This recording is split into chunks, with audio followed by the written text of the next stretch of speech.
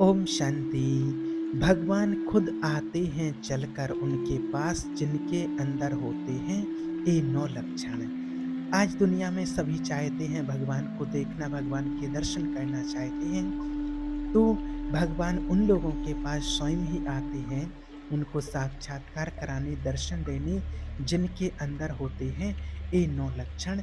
तो वो 9 लक्षण कौन-कौन से हैं? आइए जानते हैं। देखिए, जब भगवान के लिए प्रेम प्रकट हो जाता है तो भगवान का साक्षात्कार हो जाता है। प्रेमावेश प्रकट होने के पहले हमारी शरणागति पुष्ट होनी चाहिए, और शरणागति पुष्ट होने के लिए सबसे पहला लक्षण है दैन्यता, देह अभिमानिता। बिल्कुल भी अभिमान नहीं होना चाहिए, एकदम स्थिति देही अभिमानी होना चाहिए। और व्यक्ति के अंदर सबसे बड़ा जो अवगुण होता है वो देह अभिमान का होता है। मैं विद्वान हूँ, मैं भगत हूँ, मैं भक्ति करता हूँ, मैं अमुक हूँ, मैं ये हूँ, मैं ऐसा हूँ। ये अभिमान है। और दीनता हमारे भगवान के मार्ग में, प्रभु के मार्ग में सबसे पहला लक्षण आना चाहिए। शरणागति जिसको चाहिए, दीन स्वभाव होना चाहिए, एकदम सरल स्वभाव होना चाहिए। जो जितना झुकता है वो उतना ही महान होता है। झुकने वाला ऐसा नहीं कि जिसके प्रति झुक रहा है वो महान है। नहीं, जो झुक रहा है वो आत्मा महान होती है। तो देही अभिमानी सबसे पहला जो लक्षण होता है, देही अभिमानी बनना है। बिल्कुल भी अहंकार नहीं होना चाहिए किसी चीज को लेकर के। और दूसरा है निष्कपटता। हमारे परमात्मा की पुष्टि के लिए हमारी भगवान के साथ शरणागति रहे, हम भगवान की तरफ चलें, हमारा ऐसा भाव कभी नष्ट ना हो, भगवान के मार्ग में चलते रहें। और जब भगवान के लिए एकदम निष्कपट प्रेम होता है, और आत्मा जो निष्कपट होती है उसके अंदर किसी भी प्रकार का कोई छल कपट नहीं होता है, तो जरूर भगवान से दिल का प्रेम होता है, स्नेह होता है। ये आत्माओं को देखना चाहिए कि हमारे अंदर अभिमान तो नहीं है, हम देही अभिमानी हैं। अपने हृदय में चेक करना है। दैन्यता का स्वरूप है किसी भी तरह से हमें कोई गाली दे, अपमान किया जाए, निंदा की जाए, तिरस्कार किया जाए, तो मुझे ऐसा ही लगे कि मैं ऐसा ही हूँ, इसी का पात्र हूँ। उसे दैन्यता कहते हैं। वाणी से हम माइक से बोलेंगे कि हम अधम हैं, नीच हैं, ऐसे हैं, ये भी दैन्यता की भाषा होती है।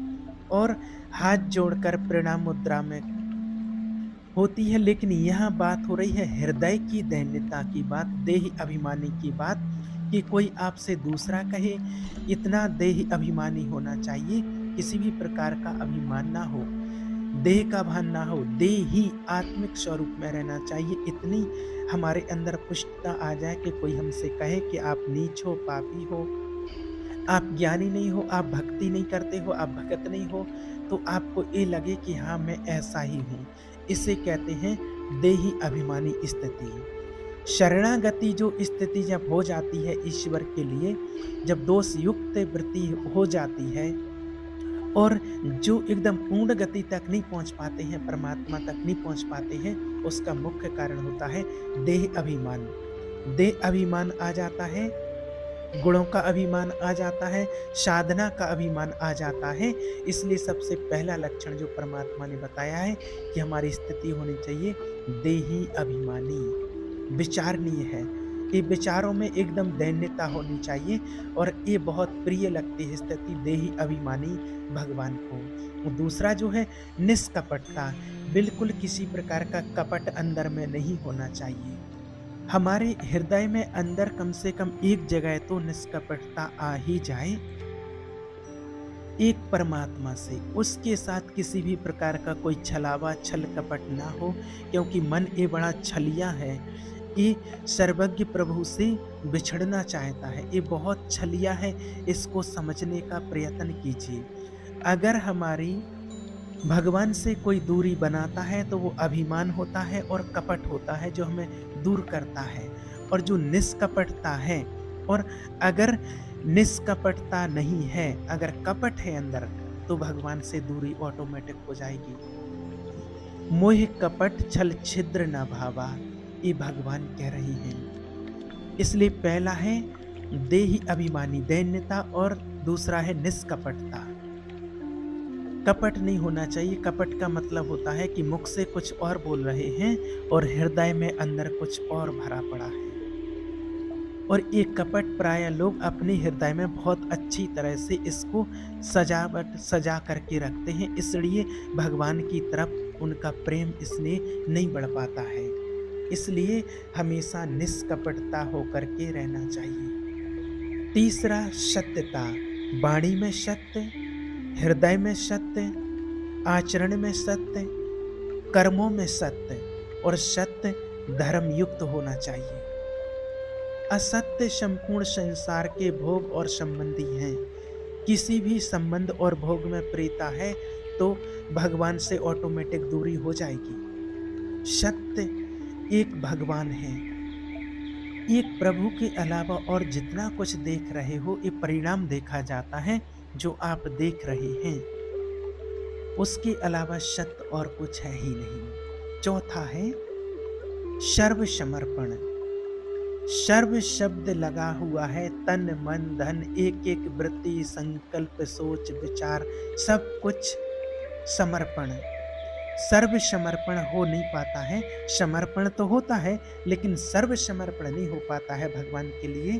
सर्व समर्पण कुछ हमारी पर्सनल वृत्तियां हैं, कुछ हमारी शर्तें हैं, कुछ हमारा है, तो वो फिर सर्व समर्पण नहीं हुए हैं भगवान के लिए। सर्व समर्पण का मतलब होता है, सर्व समर्पण का मतलब होता है नाथ सकल संपदा तुम्हारी, मैं सेवक समेत सुत नारी। सब कुछ आपका है प्रभु। और जहाँ भगवान से बहुत नज़दीकता पाई गई है, भगवान से बहुत स्नेह है, प्रेम है, तो वो सर्व समर्पण वाले की ही ऐसी स्थिति होती है, वो चाहे राजा ही क्यों ना हो। सर्व समर्पण का मतलब होता है तन मन धन अर्पण, सब कुछ समर्पण। मना भगवान के लिए अगर सब कुछ समर्पण है तो चाहे जो आज्ञा जो कहना पड़े, जैसा कहना पड़े, सब कुछ अर्पण। समर्पणता तो हम दिखाते हैं लेकिन सर्व समर्पणता नहीं दिखाते हैं। कुछ अपना है, कुछ आपकी बात मान लेते हैं, इसलिए वो खिचड़ी बनी रहती है और वो सच्चा प्रेम स्नेह नहीं जुड़ पाता है, भगवान से वो नज़दीकी नहीं हो पाती है। जब आत्माओं के अंदर अपना अस्तित्व रहता है तो फिर उसको जो क्या होता है कि जो भक्ति रहती है वो उसको नौटंकी ही नजर आती है। अपनी वासना की पूर्ति, अपनी इच्छा की पूर्ति के लिए वो भगवान की उपासना को भी लोग नाटक समझने लगते हैं, भगवान के ध्यान ज्ञान को भी नाटक समझने लगते हैं। अगर अपनी वासना का त्याग कर दिया जाए तब उनको सत्य परिचय मिलता है ईश्वर का। कई लोग ऐसे हुए हैं कि जिनके परिवार से बहुत अच्छी महान आत्माएं हुए हैं, संत हुए हैं, और वो ही नहीं उनको समझ पाए हैं, वो ही उनका कितना तिरस्कार करते रहते हैं। वो जैसा चाहते हैं वैसा आप चलिए, उनको जितना पसंद है उतना करिए आप। अब पांचवा है सर्वाधारता, माने कोई भी हो सबका आधार, जो ज्ञानी आत्मा होती हैं वो बन जाती हैं। सबको आधार, सबका आधार, सबको रास्ता देते हैं। चलो इस रास्ते से, इस मार्ग से चलो भगवान के पास। अगर कोई भी रास्ता पूछे, कोई भी आए भगवान की ओर चलने के लिए, तो अपना सब कुछ उसके लिए निछावर कर देते हैं। कैसी भी आत्मा हो बस वो जुड़ जाए परमात्मा से और वो उसको वहाँ तक पहुँचा देते हैं, परमात्मा का ज्ञान उस तक पहुँचा देते हैं। चाहे उसके लिए किसी भी प्रकार का प्रयत्न करना पड़े, जिस प्रकार से कोई नीचे गिर जाता है तो चाहे उसको झुक कर के उठाना पड़े। तो जो भगवान तक पहुंचने के इच्छुक होते हैं और ये आत्माएं, उन आत्माओं को परमात्मा तक किसी न किसी प्रकार से उनका मार्ग खोलते हैं और उनको लेकर के वहां तक जाते हैं। ये सर्वाधारता, शरणागति जो भगवान की लेते हैं उनकी पुष्टता की निशानी होती है। सबका आधार बन जाती हैं वो आत्माएं। जैसे हमारे सबकी आधार ये भूमि होती है, ऐसी वो ज्ञानी आत्मा सबके आधार बन जाती है कि चलो मेरे साथ और चलो भगवान की गोद में चलो। वो इस उदारता को, चाहे खुद कष्ट सहन कर ले, इस साधारण जन इस बात को नहीं समझ पाते हैं, वो तो उनकी अवहेलना करते हैं। एक-एक व्रति आपकी सँभालने के लिए सर्वाधारता वो आत्मा होती हैं, सबके लिए आधार बन जाती है। और छठवां है पूर्ण विश्वास, अपने इष्ट पर, परमात्मा पर पूर्ण विश्वास। जैसे राम काज के लिए लंका में प्रवेश कर रहे हैं हनुमान जी, घोर निशाचरी स्थिति है, लंका में बहुत भयानक राक्षस हैं, और जैसे ही प्रवेश कर रहे हैं तो पहले श्री राम जी का स्मरण करके और अपने हृदय में भगवान को देख करके और स्मृति रख करके और फिर प्रवेश करते हैं। भाव क्या था उनका? हृदय प्रवेश नगर कीजे सब काजा, हृदय राख कौशलपुर राजा। जब किसी भी साधक या प्रभु का कार्य करने जा रहे हैं तो भगवान आप देखना बहुत दिक्कत है, बहुत फिसलन है, नाथ यहाँ पर पकड़े रहना हाथ हमारा। जैसे कोई डूब रहा हो तो उसको निकालने के लिए जाते हैं ना, प्रयास करते हैं, तो लेकिन जो डूब रहा है तो जो प्रयास करेगा वो उसको डुबाने का, क्योंकि वो सांस लेना चाहता है तो वो उसको डुबाने का कोशिश करेगा। इसलिए जो काम में डूब रहा है, जो क्रोध में डूब रहा है, जो लोभ मोह में डूब रहा है, नाना प्रकार के भोगों में डूब रहा है, उसको निकालने के लिए जाओगे तो वो पहले आपको उसमें डुबाने की कोशिश करेगा, उसमें डुबाने की कोशिश करेगा। आपके अंदर क्रोध हो, लोभ हो, मोह हो, काम हो, क्योंकि उसी वृत्ति से वो अपना भाव स्वीकार करेगा। इसलिए भगवान से डायरेक्ट कनेक्शन रहे और भगवान से बात करते रहना चाहिए। हे परमात्मा, हे प्रभु, आपकी सेवा के लिए आए हैं और इन आत्माओं के उद्धार के लिए आए हैं, आपका परिचय देने के लिए आए हैं और उस आत्मा को पकड़कर और आप तक लाने के लिए आए हैं। आप मेरा हाथ पकड़ो प्रभु, और मैं उसका हाथ पकड़ करके निकाल करके आप तक लाएंगे। अगर आपने छोड़ दिया तो बहुत फिसलन है, दुनिया में गिरने की संभावना है प्रभु। पूर्ण विश्वास ये दृढ़ होनी चाहिए कि मेरे परमात्मा इन आत्माओं का, इस आत्मा का मंगल करके रहेंगे, इस व्यक्ति का मंगल करके रहेंगे। सातवां है ऐसा भाषण, ऐसी चेष्टा, ऐसा व्यवहार कि वो सबके द्वारा पूजनीय बन जाए। ये प्रभु प्रेमी आत्मा का सातवां लक्षण होता है, सर्वाराध्यता। उन आत्माओं का ऐसा स्वभाव, ऐसा व्यवहार, मृदुता कि सब उसकी आज्ञा का पालन करने लगें। ऐसे ये परमात्मा से प्रेमी की निशानी होती है, सर्वाद्रता। जो कुछ हुआ सब बढ़िया हुआ, सबको प्रेम, स्नेह और सम्मान देना। आठवां है अनन्यता, अपने इष्ट के परमात्मा की, हमें अपने आराध्य देव की, परमात्मा की अनन्यता पर कोई फर्क नहीं पड़ना चाहिए, तभी हमें ईश्वर की प्राप्ति होती है। ये हमारी साधना में किसी प्रकार का किसी भी व्यक्ति के कारण फर्क नहीं पड़ना चाहिए। ये 4 दिन के परिवार, जन संबंधी, पति पुत्र पत्नी, ये सब हैं 4 दिन के, और अनंत काल का जो संबंधी मेरा है उससे मिलने का अवसर अब आया है, उसको अब पहचाना है, वो समय अब आया है। एक प्रभु ही मेरे प्रीतम हैं, वो ही मेरे सब कुछ हैं।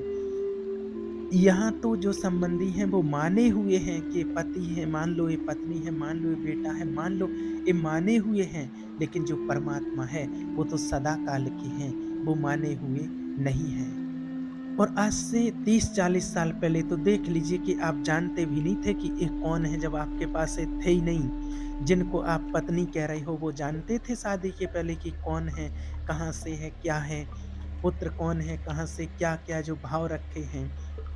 और 30-40 वर्ष और प्लस जोड़ लीजिए, उसके बाद सब खाक में मिल जाएगा। आपका तन और उनका तन, ना वो परिचय रहेगा, ना वो संबंध रहेगा, संबंध भी नहीं रहेगा, परिचय भी नहीं रहेगा, सब कुछ मिट जाएगा। तो परिचय जिससे बनाने आए हैं, अब जो बचा हुआ समय है और ये जो जन्म में जो समय बचा है, ये सिर्फ उस परमात्मा के लिए है। ऐसा नहीं कि कोई ज्ञान में चले, भक्ति में चले तो बढ़िया रसगुल्ला, खीर, पूड़ी, मलाई, रबड़ी सब यही मिले, यही भक्ति होती है, नहीं। जैसे ही आपकी साधना बढ़ेगी तो आपके साथ विरोध शुरू होगा, और अगर विरोध में भी आपकी वही स्थिति रही, एक रस अनन्यता, तो आपकी सिद्धि है, तो आप परमात्मा तक पहुँच जाएँगे। नहीं तो कई बार पूरे जीवन भर विरोध सहना पड़ता है। क्या बिगाड़ा था नरसिंह मेहता ने अपनी भाभी जी का? जीवन भर भारी विरोध किया। क्या बिगाड़ा था विभीषण जी ने रावण का? भला ही तो किया था, उस सभा में लात मार करके बाहर निकाल दिया था। क्या बिगाड़ा था विदुर जी ने धृतराष्ट्र और दुर्योधन का? गाँव के बाहर एक कीचक की तरह कुटिया बना करके और रहना पड़ा। ये बहुत सूक्ष्म विषय होता है, बहुत सूक्ष्म विषय। अपने इष्ट की अनन्यता में कोई फ़र्क जीवन में नहीं आना चाहिए, चाहे कैसी परिस्थिति आ जाए, जैसी भी परिस्थिति हो। हमें परमात्मा में और उसकी साधना में कोई, उसके विश्वास में कभी कोई फ़र्क नहीं पड़ना चाहिए, चाहे किसी भी प्रकार की कोई भी परिस्थिति आ जाए। संबंध निभाएँगे, संबंधों को अच्छी तरह से निभाएँगे, लेकिन उतना ही निभाएँगे जो हमें परमात्मा में किसी भी प्रकार की कोई बाधा ना पहुँचाए। हमारे परमात्मा के संबंध में कोई बाधा ना आए। अगर मेरे और परमात्मा के बीच में कोई बाधा आती है, तो ऐसा कोई संबंध नहीं निभाएँगे। आज दुनिया में जिन्होंने भगवान से संबंध जोड़ा है, तो उनके चरित्र आज दुनिया में ऐसे ही नहीं पड़े जाते हैं। ईश्वर के मार्ग में अगर कदम रखा है तो हमारा मार्ग नहीं छूटना चाहिए ज्ञान का, चाहे प्राण छूट जाएं, ये आखिरी बाजी है। ये सब छूटेंगे, संबंधी पति पत्नी पुत्र पिता, ये सब भाई बंधु सब छूटेंगे। एक दिन समय ऐसा आएगा, इनका कोई अस्तित्व नहीं है। एक दिन समय ऐसा आएगा, आज नहीं तो कल छूटेंगे। लेकिन जिनके लिए जन्म जन्मांतर से भटकते आए हैं और अब उस परमात्मा का परिचय मिला, उसका ज्ञान मिला है, तो उन प्रभु को नहीं छोड़ेंगे। और अगर आपकी ये समझ में आती है तो इस बात को आप पकड़ लेना। प्रहलाद, विभीषण, ध्रुव स्वयं मंगल नहीं, सबका मंगल करने वाले वो महापुरुष बन गए, जिन्होंने भगवान के आश्रय लिया और उनका साथ नहीं छोड़ा। मेरे कारण मेरे प्रभु श्री राम को 14 वर्ष का वनवास, मेरे को राजगद्दी, जा पापनी आज से तेरा कभी मुख नहीं देखूंगा और कभी मां नहीं कहूंगा, भरत जी ने कहा। सास शाश्वत दंडवत प्रणाम करते थे प्रहलाद, पिताजी कहकर बात करते थे हिरण्यकश्यप से। लेकिन जिस समय भगवान के मार्ग का विरोध किया, तो जा आज के बाद कभी पिता नहीं, दैत्यराज, ऐसे संबोधन।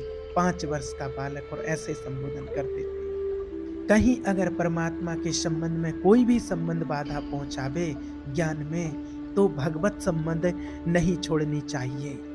आप इस बात को समझ पाओ तो आगे बढ़ जाओगे, नहीं तो अपने परिवार जनों के ही अंदर ऐसी माया प्रेरित करती है कि आप इसके मार्ग को रोकिए, ये आगे ना बढ़ जाए।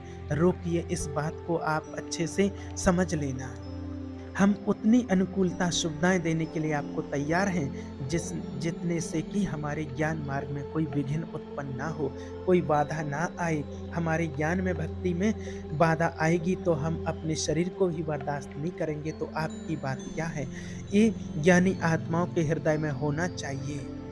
और अगर ये नहीं है तो फिर वास्तविकता तो है ही नहीं, फिर तो जीवन एक नाटक की तरह चलता रहता है। और नवा है निज स्वरूप सामर्थ्य विस्मरण। ये पार सामर्थ्य होने के बाद भी एक साधारण व्यक्ति अपमानित करके अगर चला जाता है, तो कभी दंड विधान की सोचते नहीं है उसके लिए, कभी भी नहीं। निज स्वरूप विस्मरण, अपने परमात्मा का इतना चिंतन, उनके प्रति इतना चिंतन करते रहें कि हमसे कोई क्या बोल रहा है, गालियां दे रहा, आलोचना कर रहा, अशब्द बोल रहा, इतनी ही सुध बुध ना रही। इन्हों जो परमात्मा तक पहुंचने के, शरणागति के, कोई तपस्या कवल, साधना कवल, स्मरण नहीं, अपनी भी स्मृति नहीं। मैं तो एक परमात्मा की संतान, मेरा तो एक परमात्मा, दूसरा और कोई नहीं। ये 9 लक्षण बताए हैं परमात्मा तक पहुंचने के।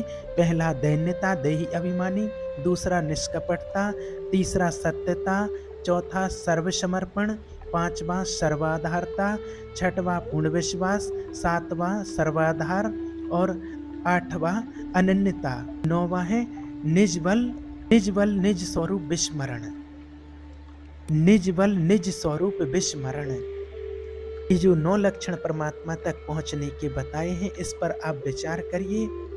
और एक बात याद रखना कि जो कदम बढ़ जाए प्रभु की तरफ, वो ऐसा दृढ़ता से जमाना कि कैसी भी मुसीबत आवे लेकिन वो उखड़े नहीं, फिर कदम पीछे हटाना नहीं है। ओम शांति।